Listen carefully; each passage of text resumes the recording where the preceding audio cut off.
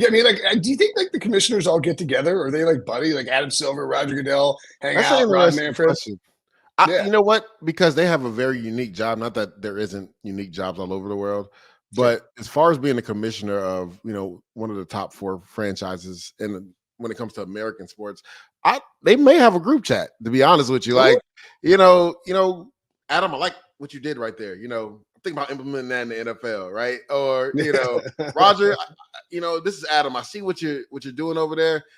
Maybe try it this way. Like, well, I would not be surprised if they had like a little group chat because, again, very unique job where you can either be praised at any moment or scrutinized at any yeah. moment what you do as a commissioner. So, you know what? I would love to do Hey, a deep dive Manfred, to quit with find the out. robo umps. You're killing me. You're killing me. You All know right, what? Goodell, When settle down. we go to the Super Bowl this year, we should go to the opening night and ask Roger Goodell that question. Is he in a Yeah. group chat with the other major sports commissioners?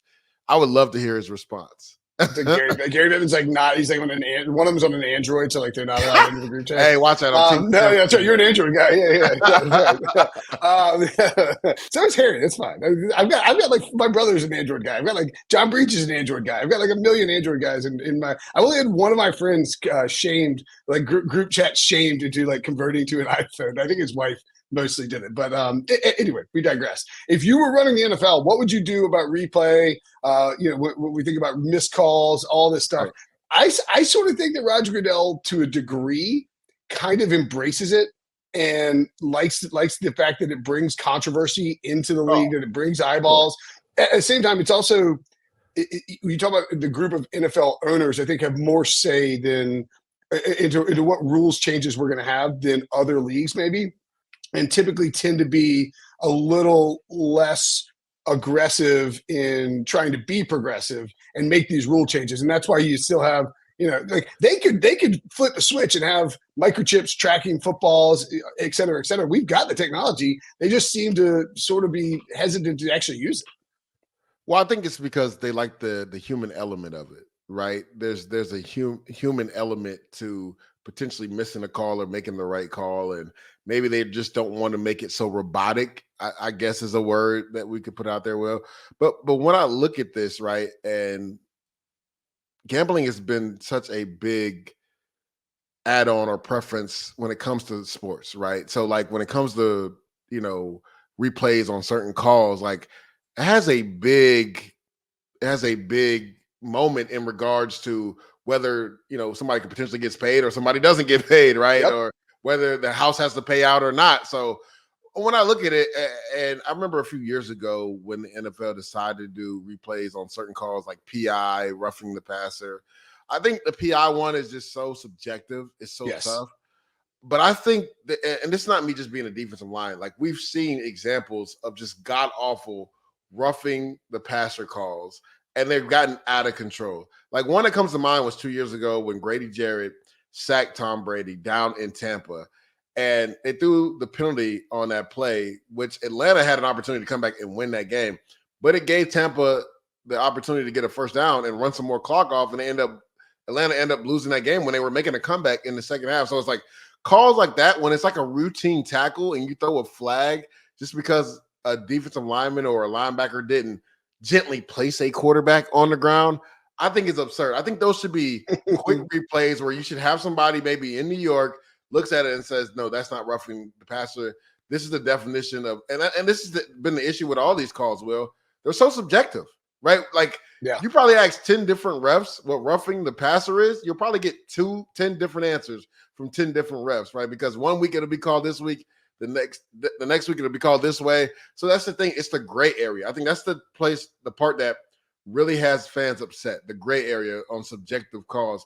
There needs to be a clear-cut rule for what roughing the passer is, because, again, not only does it give the opponent a first down, but depending on the situation and scenario in the game, it could allows them to run more clock off, right? Gives them more bites at the apple on offense.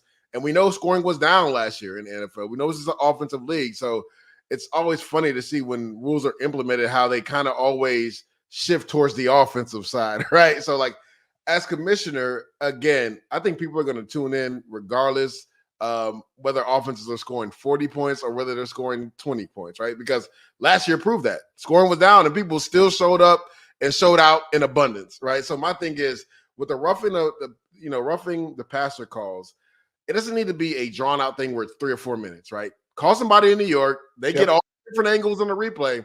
If it's not a clear cut roughing the passer call, all right, pick the flag up, let's play football.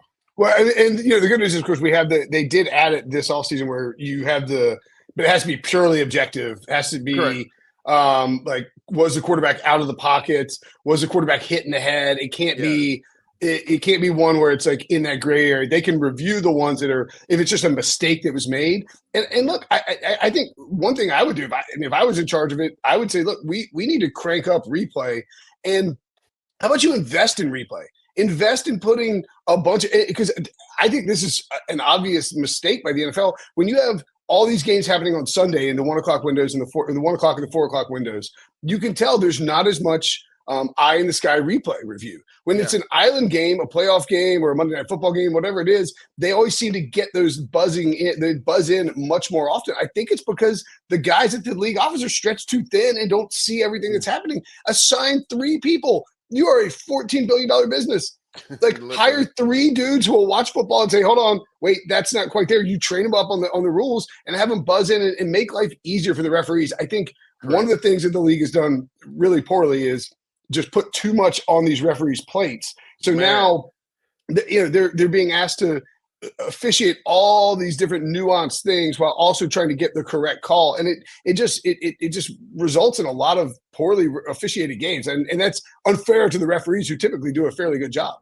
Yeah, and the thing about that is, well, this anytime something gets implemented, like, they make an emphasis on calling that early in the season, throughout the season, right? So there's almost like an overreaction to something that gets implemented. I think there has to be a regulation where that doesn't happen in the beginning of the year, because even though the playoffs have expanded to 7 games, like, each game matters even much more, right? Because people are vying for playoff spots.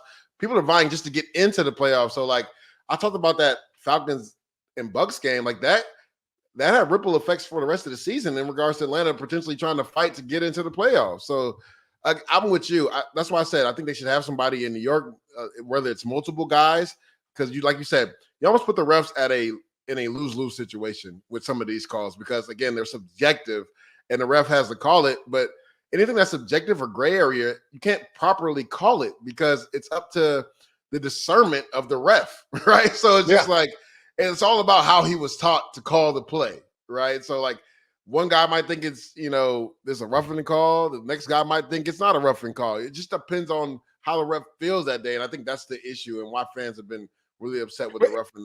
And then you also have, like, the rule was, I think it was last year they implemented, it's like, we're going to really focus on taunting. It's like, really? That's what you need to focus on? We're 5 years old. Like, I mean, if people are saying things on the field that are, wildly inappropriate, or you have some really aggressive, like, unsportsmanlike behavior, that's one thing. But to make that a focus when these officials are already struggling to get everything right, it was just crazy to me. But that's such is life in the NFL.